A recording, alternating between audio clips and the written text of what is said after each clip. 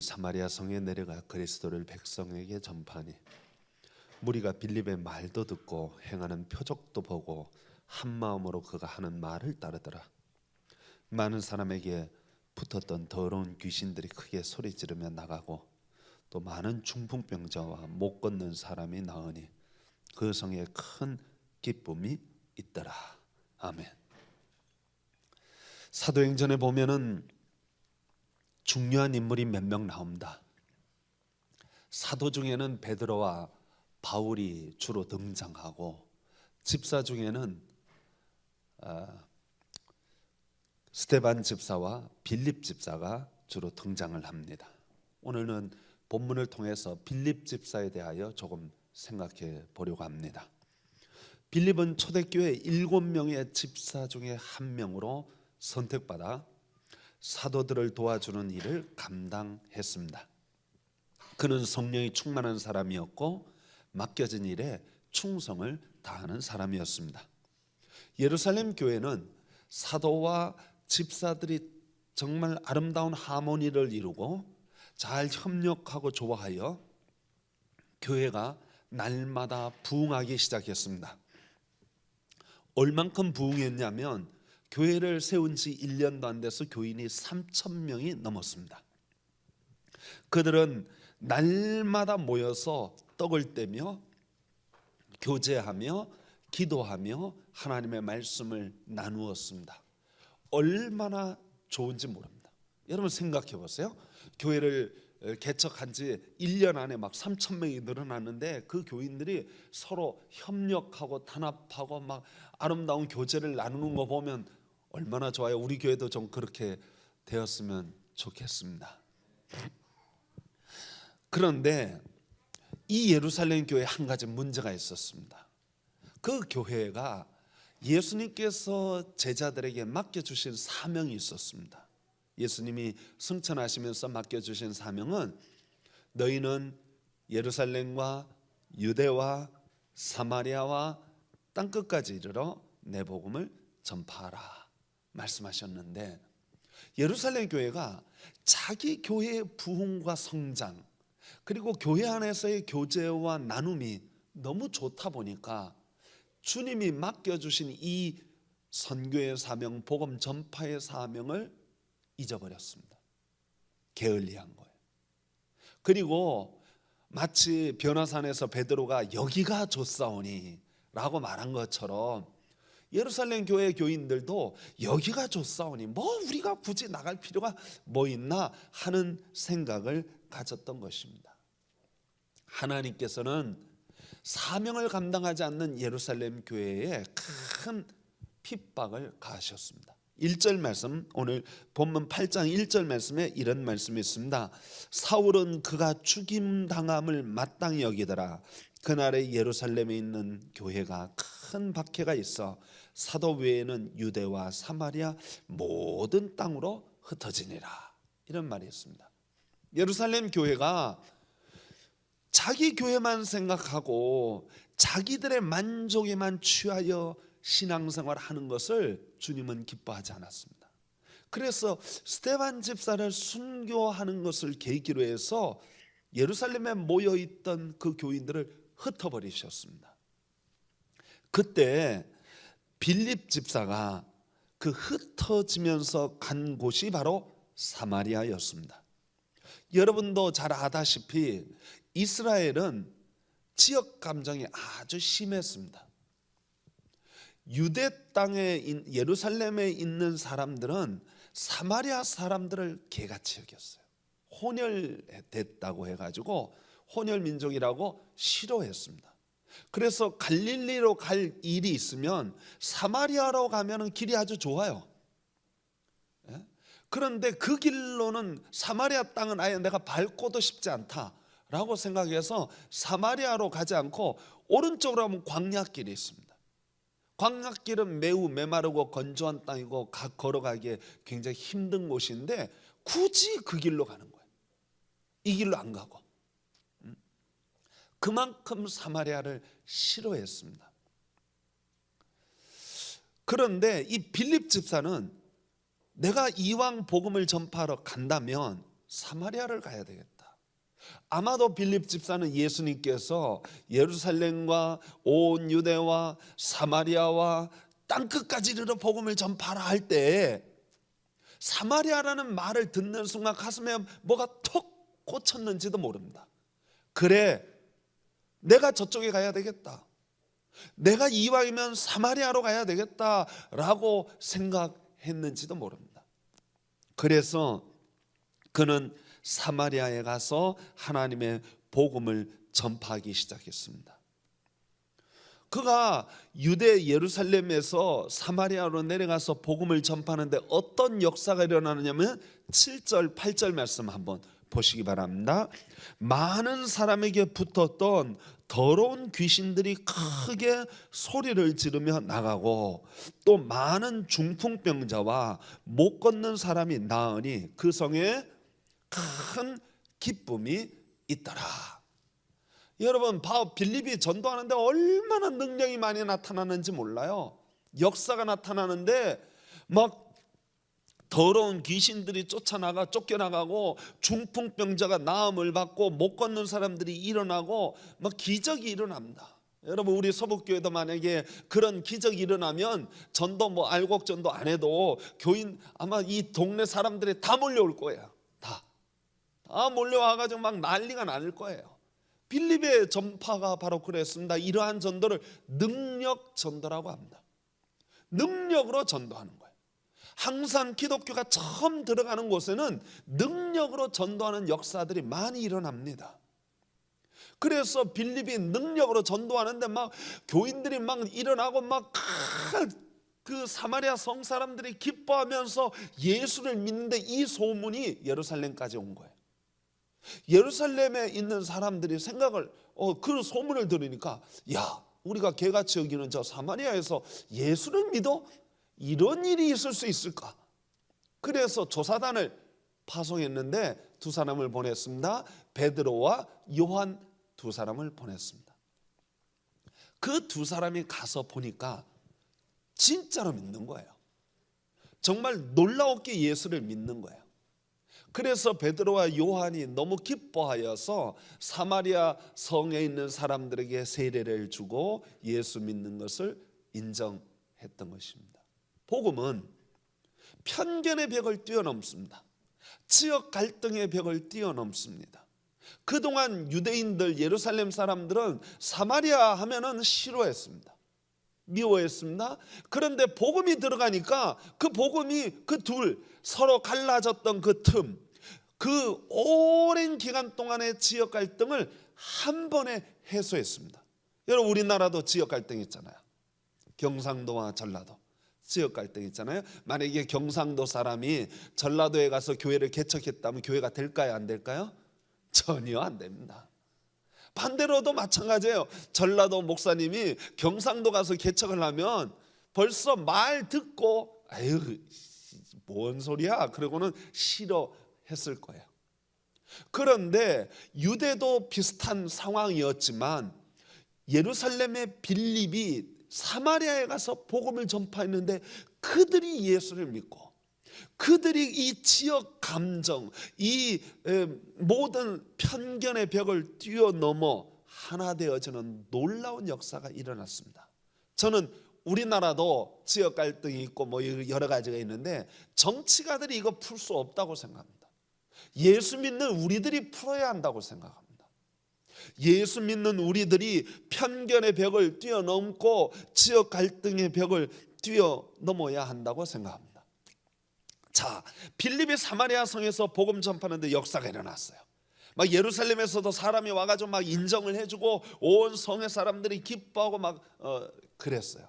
그런데 성령 하나님께서 빌립 집사에게 특별한 명령을 내리셨습니다. 26절 말씀 보시기 바랍니다. 주의 사자가 빌립에게 말하여 이르되 일어나서 남쪽으로 향하여 예루살렘에서 가사로 내려가는 길까지 가라 하니 그 길은 뭐다? 광야다. 여러분, 이스라엘 나라는 오랜 기간 동안 남북으로 갈라졌었어요. 남쪽은 유다 지역으로 예루살렘과 베냐민 반지파, 그러니까 유다 지파와 베냐민 반지파 아주 조금입니다. 그리고 거기는 주로 산악지대야. 산간지대이기 때문에 농사할 땅도 별로 없습니다. 가난한 동네입니다. 반면에 북쪽에 사마리아는 11개 지파가 있고 그 북쪽 이스라엘의 수도가 사마리아인데 사마리아 바로 앞이 이스라엘 평야로 어마어마한 평야가 있어요. 우리나라 아마 김해 평야 같이 그렇게 넓은 평야가 있습니다. 그러니까 사마리아는 부자입니다. 사람도 많습니다. 대도시입니다. 그런 빌립이 대도시에 가서 많은 사람들에게 막 전도를 하고 거기 역사가 일어나고 막 온 성 사람들이 기뻐하고 막 엄청나게 합니다. 그런데 성령 하나님께서 야 일어나서 너 광야로 가라. 광야에는 메마른 땅이에요. 사람이 안 살아요. 아니 사람도 없는 곳에 왜 갑니까? 인간적이고 상식적인 판단으로는 어떻게 해야 됩니까? 전도할 때 어디로 가야 돼요? 사람 많은 곳에 가야 돼요? 사람 없는 곳에 가야 돼요? 당연히 사람 많은 곳에 가야 됩니다. 교회를 개척하려면 어디가 중요하냐면 몫이 중요하다는 말을 합니다. 좋은 장소에 가야 전도가 될 거 아닙니까? 근데 말도 안 되는 광야로 가라는 거예요. 여러분, 우리가 신앙생활 하면서 하나님의 생각은, 하나님의 판단은 때때로 인간의 생각과 인간의 판단을 뛰어넘습니다. 우리가 생각할 때는 이게 맞는 것 같아요. 이게 상식인 것 같아요. 이게 논리인 것 같아요. 그런데 하나님은 아니라는 거예요. 그걸 뛰어넘어 버려요. 여러분, 우리가 전도할 때 많은 사람들이 있는 곳에 가야 전도가 잘 된다고 생각합니다. 선교할 때도요, 우리나라는 뭐 어떻게 선교하냐면 돈으로 선교합니다. 가난한 나라에 가서 돈을 나눠줘요. 돈으로 뭐 물건 주고 뭐 상품 주고 돈 주고 하면 전도가 잘 될 줄 생각하는 거예요. 실제로 사람들이 막 돈에 혹해가지고 막 따라오거든요. 그러니까 돈으로 하는 거예요. 그런데 예수님은 제자들에게 전도할 때 뭐라고 하냐면 돈 갖고 가지 마라. 전대를 갖고 가지 마라. 두보로 가지고 가지 마라. 지팡이와 신발만 갖고 가라. 그리고 너희들이 얻어먹으면서 전도해라. 나눠주면서 전도하지 말고 얻어먹으면서 전도해라. 여러분, 생각 같아서 우리 생각으로, 인간적인 생각으로는 나눠주면서 전도하는 게 훨씬 잘 될 것 같은데 예수님은 반대로 말씀하십니다. 얻어먹으면서 전도해라. 그 얘기는 뭐예요? 나눠주면서 전도하면 받는 사람들이 거지 모습이 됩니다.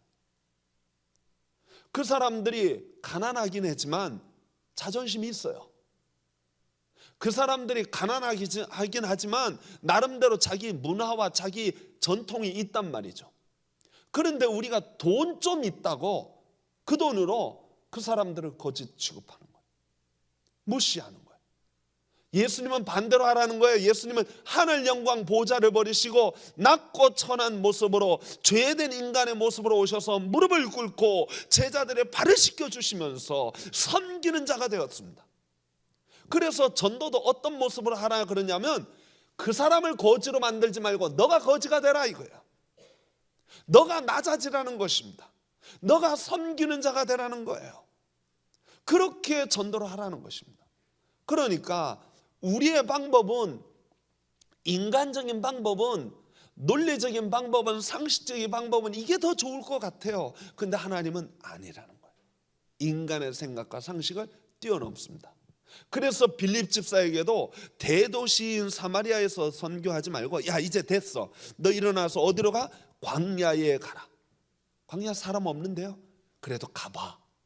그랬더니 우리 성경 27절 28절 말씀, 일어나서 가서 보니 에디오피아 사람 곧 에디오피아 여왕 간다게의 모든 국고를 맡은 관리인 네시가 예배하러 예루살렘에 왔다가 돌아가는데 수레를 타고 선지자 이사야의 글을 읽더라.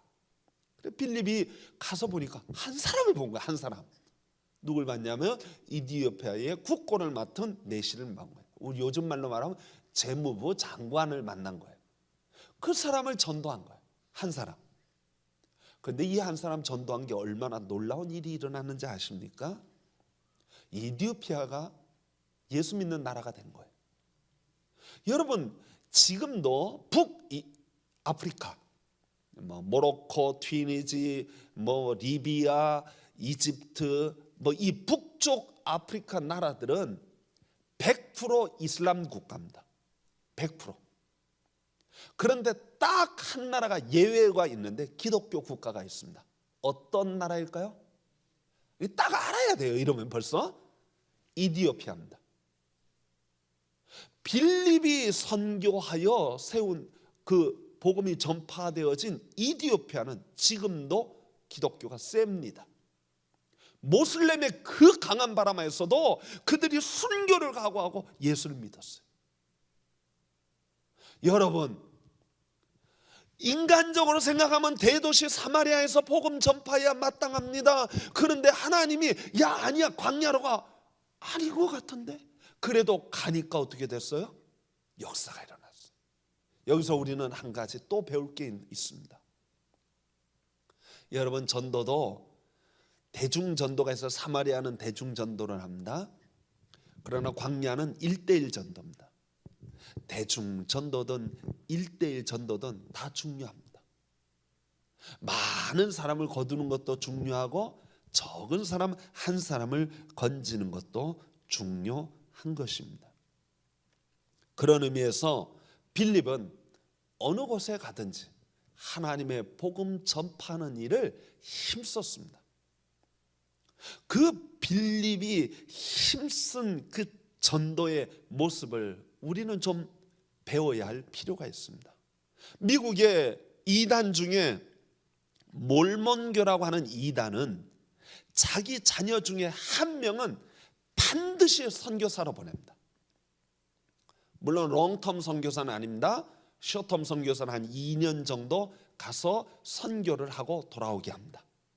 그건 아예 의무로 생각해요. 마치 국방의 의무가 있듯이 온 가정에는 무슨 의무가 있어야 되냐면 선교의 의무가 있는데 내 아들부터 내 자녀부터 선교로 보내는 것입니다.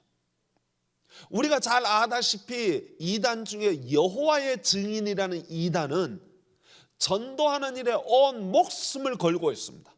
집집마다 두드리면서 전도를 합니다. 온 교인이. 여러분, 예수님께서 부활 승천하면서 맡겨주신 교회의 가장 중요한 사명은 복음 전파의 사명입니다. 한국 교회가 복음 전파를 열심히 할 때는 한국 교회가 부흥했습니다. 성장했습니다. 온 나라에 칭찬받고 인정받았습니다. 그런데 한국 교회가 이 복음 전파의 사명을 게을리하면서 기독교가 급전직하 추락하기 시작합니다. 사람들에게 손가락질 받고 욕을 얻어먹고 온 교인들이 전도 안 돼, 선교하면 무슨 소용이 있어, 우리 교회부터 먼저 생각해야지, 그러면서 자기 중심주의로 돌아가기 시작하니까 한국 기독교가 무너지기 시작했습니다. 성도 여러분, 우리 서북교회는 복음 전파의 사명을 감당하는 교회가 되기를 소망합니다. 교회의 가장 본질적인 이 사명을 감당할 때 하나님이 그 교회를 축복하여 주십니다. 그 교회에 하나님 은혜 베풀어 주시는 거예요. 저는 우리 서북의 성도들이 때를 얻든지 못 얻든지, 많은 대중에게든지 1:1로든지 어떤 환경 어떤 처지에서든 복음 전파의 사명을 감당하는 그런 복된 교회가 되기를 간절히 축원합니다. 기도하겠습니다. 하나님 아버지 감사합니다. 주께서 저희들을